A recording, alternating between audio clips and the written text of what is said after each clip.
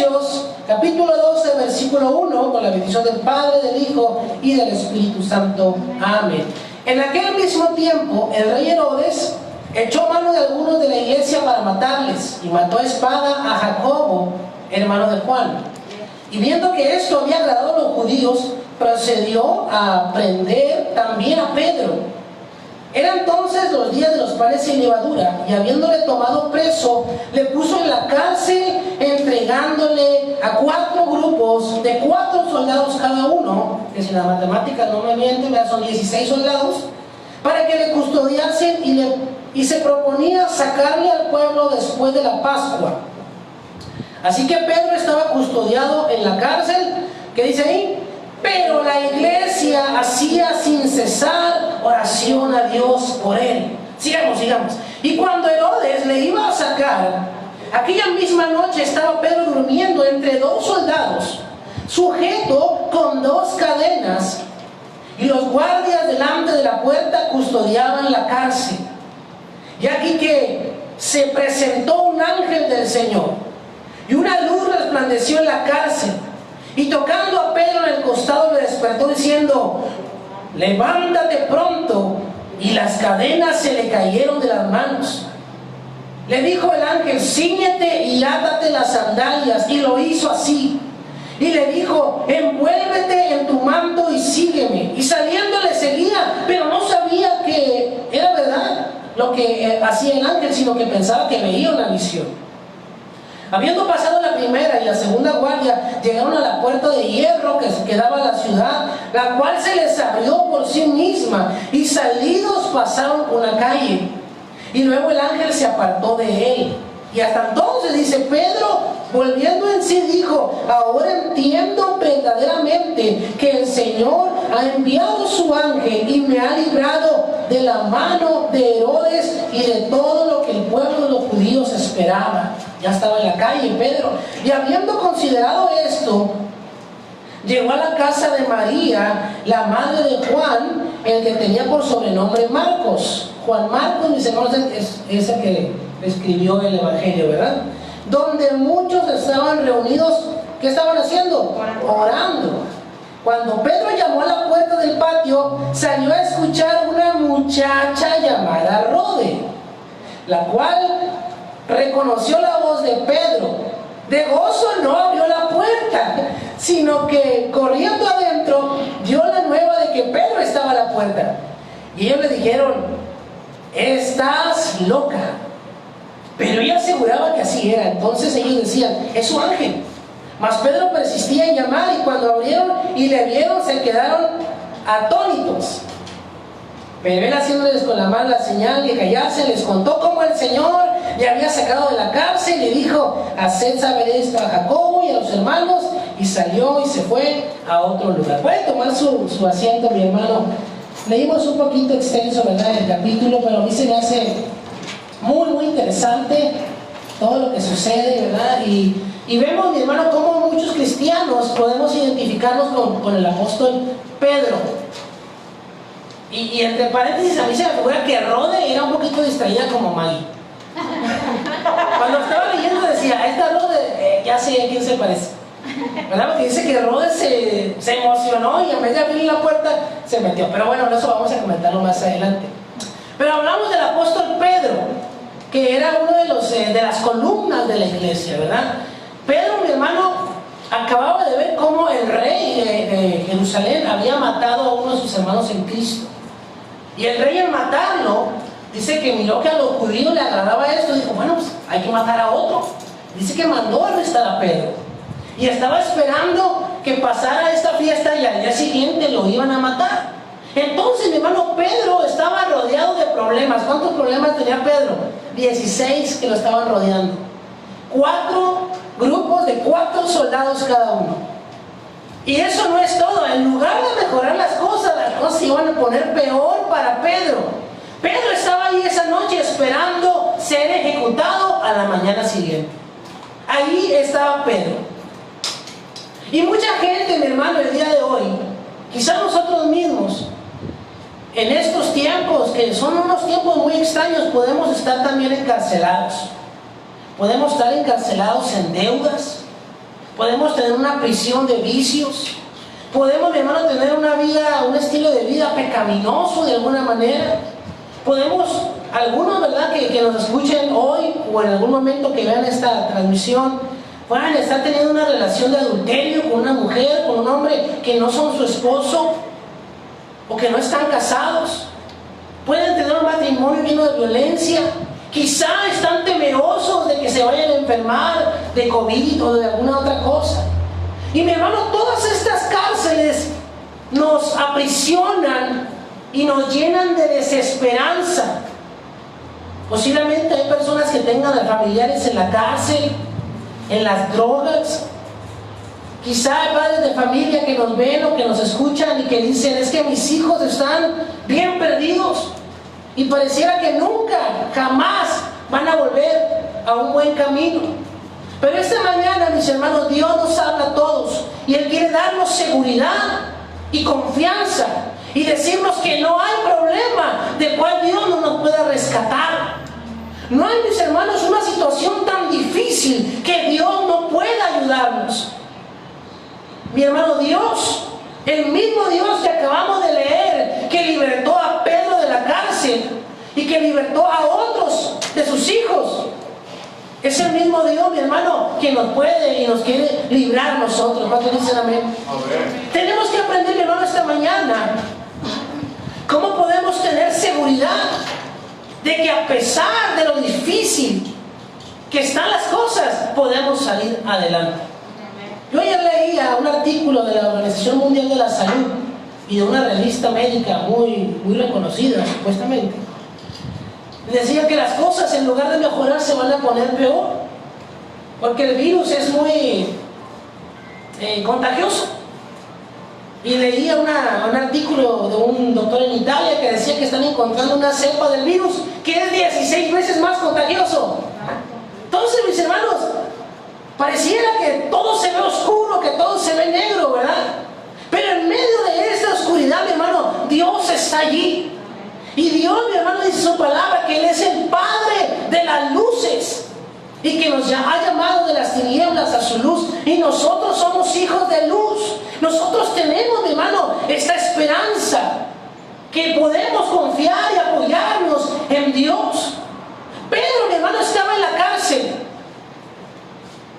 y Pedro tuvo que aprender a confiar en Dios.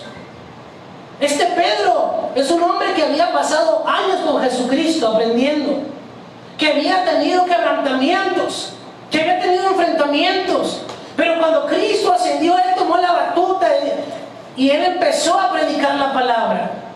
Y él, en 2 mensajes, convirtió a 8,000 personas. Este Pedro ya no estaba en la cárcel, y la iglesia, mi hermano, no podía entrar a sacarlo por la fuerza.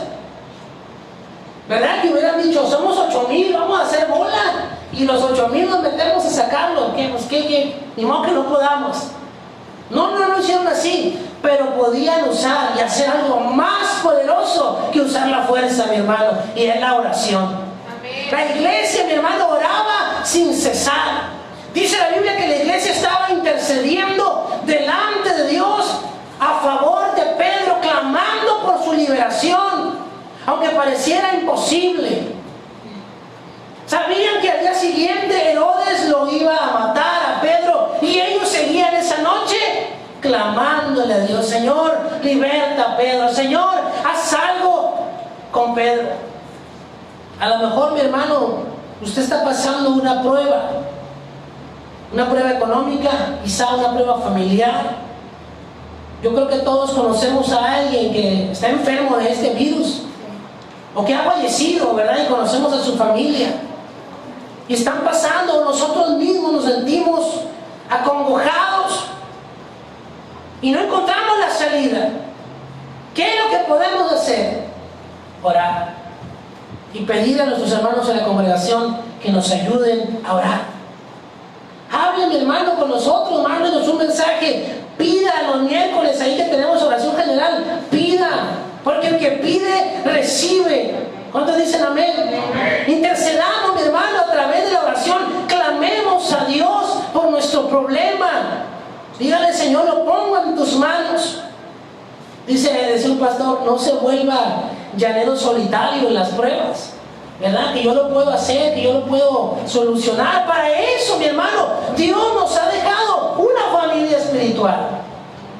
Y quizá ahorita, ¿verdad?, no podamos estar físicamente unidos o juntos, pero eso no importa, porque espiritualmente, mi hermano, estamos juntos, aleluya.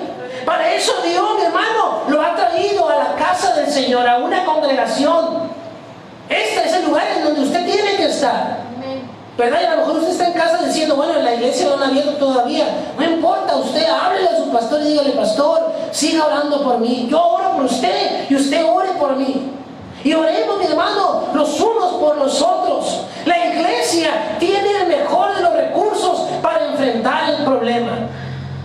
Pedro y Juan iban, dice la Biblia, a la hora de la oración al templo a orar. Y había un hombre pidiendo limosna porque no podía caminar. Y le pidió a Pedro dinero. Le dijo, una limosnita por el amor de Dios. Y Pedro, ¿verdad?, como buen cristiano, no traía nada en la bolsa. Y le dijo, eso le dijo Pedro, le dijo, no tengo plata ni oro. Aleluya. Y era el apóstol Pedro, ¿verdad? Porque ahora un montón de apóstoles que hasta tienen jet privados. Pero el apóstol Pedro no tenía ni plata ni oro, pero tenía algo. Y él sabía que lo tenía, porque le dijo, pero lo que tengo te doy. Él tenía autoridad en el nombre de Jesús. Levántate y anda. Y ese recurso, mi hermano, lo tenemos nosotros como iglesia. Tenemos el poder de Dios listo para que lo utilicemos. ¿Cuántos dicen amén? Amén. En la palabra de Dios, mi hermano, nos enseña que la primera alternativa cuando estamos en dificultades, en pruebas, según Santiago capítulo 5, es que oremos. Que oremos, que oremos.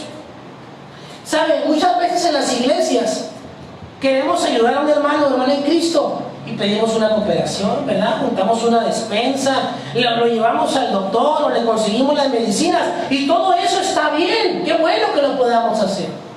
Pero a veces se nos olvida y ya oramos. A mí se me olvida, ¿a usted no se le ha olvidado? A mí se me olvida. Y me dice la pastora, ¿y oraste? ¿Verdad? Médico, cúrate a ti mismo, dice la Biblia, ¿verdad? Como dice, en casa de herrero, asadón de palo. Claro, mi hermano, porque somos seres humanos y a veces nos agobiamos. Sentimos que la presión, que los problemas nos ahogan y queremos salir, pero se nos olvida orar. Orar y orar. Y tenemos, mi hermano, que aprender a confiar en Dios en todo momento. Y hizo a Pedro, dice que dormido entre dos soldados, no lo dejaban ni de noche. Estaba encadenado, dice que con dos cadenas, y tenía dos soldados al lado, y en la puerta había otros, y en la otra puerta había otros soldados. Estaba rodeado Pedro. Pero muchas veces, mi hermano, las cosas difíciles que enfrentamos en nuestra vida no son las pruebas mismas. No es el virus, no es el problema económico, no es la enfermedad. A veces las verdaderas luchas que tenemos son resultado de nuestras malas decisiones. Es como cuando usted se embarra de algo, ¿verdad? Que no se agarra Nutella o crema de cacahuate, se embarra la mano y luego se quiere limpiar y al último acaba todo como los niños, ¿verdad? Todo lleno por todas partes. Y así hacemos en nuestra vida. Tenemos un problema, sí, porque todos lo tenemos, pero empezamos a manotearlo nosotros y en vez de solucionarlo lo empeoramos. Yo conozco mucha gente así, que tiene un problema económico y en vez de solucionarlo va a la Coppel y saca fiado, ¿verdad? Ya nomás la Coppel ya no nomás le debe eso, ahora le debe intereses. Y a la Electra y al FAMSA no, porque ya el Banco FAMSA ya hasta quebró porque nadie le pagaba. Y así, mi hermano, nos metemos en nuestras malas decisiones que tomamos en momentos de crisis. Porque en momentos de crisis hay personas que se congelan, se paralizan, no saben cómo reaccionar o reaccionan de mala manera. Porque no salimos de nuestros problemas y dificultades. Porque nosotros mismos muchas veces, mis hermanos, nos enredamos. Nosotros mismos muchas veces nos hundimos por nuestras malas decisiones, lamentablemente. Pero el apóstol Pedro nos da una gran lección. ¿Qué estaba haciendo Pedro? Estaba dormido.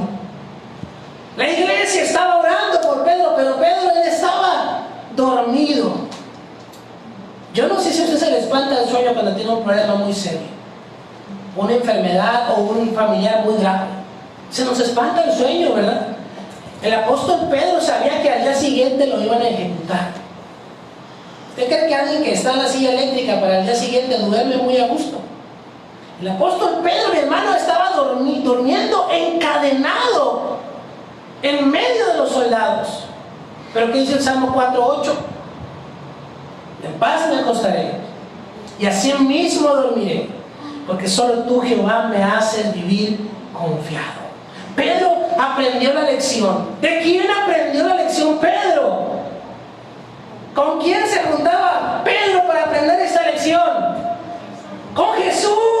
Dice que la barca se hundía porque la tempestad estaba que no podía, y Jesús estaba dormido dentro de la barca. Yo me imagino que Pedro, antes de dormir, se acordó de su maestro. Dijo: yo me acuerdo cuando nos estábamos ahogando en el mar de Galilea y Jesús estaba bien dormido. Yo también, Señor, la pongo en tus manos. Y se puso a dormir. Pedro, mi hermano, aprendió que en cualquier tempestad debemos de tener fe. Debemos estar seguros de quién es quien está con nosotros. Y el que está con nosotros, mi hermano, es el Todopoderoso. ¿Cuántos dicen amén? Aleluya. Debemos de tener la seguridad de que aún en medio de las tinieblas, Cristo nos alumbra. Están, mis hermanos, en situaciones críticas a veces, ¿verdad? Nos sentimos decaídos, sin fuerza, no les encontramos solución. Sinceramente le digo, a veces nos da pesar orar. Nos sentimos tan mal que decimos: no, esto ni orar, no tengo ganas. O nomás el pastor le pasa eso, ¿verdad? Que decimos: no, yo no quiero ni orar, siento que no salgo, siento que esto no se va a solucionar. Y eso, el ni siquiera poder orar o tener fuerzas para orar, nos hace llevar, mi hermano, a un camino más inseguro todavía. Nos llena de incertidumbre. Y en nuestra cabeza le damos vueltas y vueltas y vueltas. Y pensamos: ¿qué es lo que puedo yo hacer? ¿Qué puedo yo hacer? Pero, mi hermano, lo único que podemos hacer es orar. Es orar. La luz del Señor vendrá y nos iluminará. Vendrá a nuestra vida. La palabra de Dios vendrá a decirnos lo que tenemos que hacer. Él nos va a enseñar la puerta que tenemos que tocar, la estrategia que tenemos que seguir. Todo eso nos lo va a dar la palabra de Dios. En la luz de nuestro Señor vamos a ver su poder. Vamos a ver nuestra enfermedad o nuestro problema y lo vamos a comparar con lo que Él hace. Yo no sé si a usted le pasa, cuando leo la Biblia yo me gozo con lo que el Señor hizo en su momento. Pero recuerdo mi vida, en lo que Dios ha hecho en mi vida, y me gozo más en lo que Dios ha hecho conmigo. Porque eso me dice que Dios no hizo algo hace 2000 años, sino que lo hizo y aún lo sigue haciendo y lo seguirá haciendo. Por eso la Biblia dice: acuérdate de dónde te saqué, no te olvides de ninguno de tus beneficios. Recuerde, mi hermano, recordemos dónde estábamos y qué es lo que Dios ha hecho en nuestras vidas, cuándo Dios nos ha ayudado y cómo Él lo ha hecho. ¿Cómo lo hace el Señor? Recordemos. Aleluya. Debemos comprender que Dios, y eso se lo decía la pastora en la mañana, Dios hará por nosotros todo lo que nosotros no podemos hacer. Pero Dios no hará nada de lo que nosotros nos corresponda hacer. Dios va a hacer todo aquello que estamos imposibilitados a hacer, pero Él no va a venir a hacer nada que nos toca hacer a nosotros. Esa es nuestra responsabilidad. Dios hizo por Pedro todo lo que Pedro no podía hacer. Dice la Biblia que le rompió las cadenas y lo sacó de la cárcel. Pasó frente a todos los guardias y nadie lo vio. le abrió la puerta. Todo eso Pedro no lo podía hacer, jamás. Pero, ¿verdad que el ángel no llegó con Pedro, lo levantó en brazos y lo llevó hacia afuera? El ángel le dijo: levántate, Pedro, cíñete, o sea, vístete bien, átate los zapatos, las sandalias, envuélvete en tu manto y sígueme. A veces los cristianos tenemos una concepción muy equivocada y queremos que Dios venga y nos abrace y nos lleve volando y nos salve. Nosotros tenemos que hacer nuestra parte. ¿Por qué cree que dice el dicho que muchas veces piensan que viene en la Biblia, verdad? Ayúdate que yo te ayudaré. Mucha gente piensa que es un texto bíblico. No lo es, pero tiene razón. Dios va a hacer todo aquello que es imposible para mí, pero yo tengo que hacer lo que es posible para mí. Yo tengo que caminar lo que me toca hacer a mí. ¿Qué nos dice todo esto a nosotros? El Señor siempre nos va a dar su ayuda, mis hermanos, su poder, pero tenemos que hacer lo que nos corresponde. Eso nos toca a nosotros. ¿Qué le corresponde hacer a usted en estos momentos? Tiene que guardar su distancia, ¿verdad? Se puede usar su mascarilla, su gel antibacterial. Eso no es muestra de falta de fe. Eso no es inseguridad en Dios. Que no hayamos abierto durante 4 meses el templo no quiere decir que no creemos en Dios, no. Es lo que nos corresponde hacer a nosotros. Si yo hago lo que me toca hacer y aún así me enfermo, Dios va a hacer lo demás. Él va a hacer el resto, ¿verdad? No como, ay, es que no tiene fe en Dios, ¿verdad? Todos conocemos la historia de aquel predicador americano que estaba en la calle y que decía: la Biblia dice que si tomáramos cosas mortíferas no nos hará daño, y se tomó un cianuro ahí. ¿Qué creen que le pasó? Pues claro, se murió allí, porque la Biblia dice: no tentarás al Señor tu Dios. Es sentido común. Pero a veces la gente en las iglesias queremos espiritualizar de más las cosas. No, mis hermanos. Mucha gente dice: los cristianos no se mueren de COVID ni se enferman. A las pruebas me remito. Cristianos verdaderos han partido con el Señor. Hombres y mujeres que han amado a Dios con todas sus fuerzas. Dios les ha dicho: me amas tanto que te quiero, vente para acá. Se los ha llevado el Señor. Es mentira que si usted se enferma de eso es porque no le cree a Dios o porque está en pecado. Mentira. Solamente Dios sabe el por qué a algunos y por qué a otros no. He conocido cristianos de edad muy avanzada que se enfermaron y se aliviaron. Y he sabido de jóvenes de 20, 30 años que se enfermaron y murieron. ¿Por qué? Yo no sé. Solo el Señor lo sabe. A mí me toca hacer lo que me corresponde a mí. Y como pastor de esta iglesia, me corresponde cuidar su salud. Si usted no quiere cuidar su salud, bueno, eso es problema suyo. Pero yo cuido su salud. ¿Por qué? Porque usted es miembro de este lugar y yo lo considero mi familia. Y yo le amo y yo lo cuido. ¿Verdad? Por eso esta mañana la sana distancia. Nosotros, mi hermano, tenemos que aportar lo que nos corresponde. ¿Por qué? Porque para que haya milagros hay 2 elementos indispensables: el humano y el divino, lo celestial. Siempre, en todos los milagros así sucede.